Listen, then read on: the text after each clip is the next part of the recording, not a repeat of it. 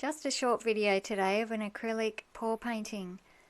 I'm often asked how I mix my paints, and I use a 2:1 ratio.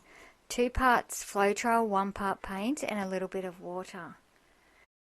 I actually don't use silicone for my cells, I actually rely on the Floetrol.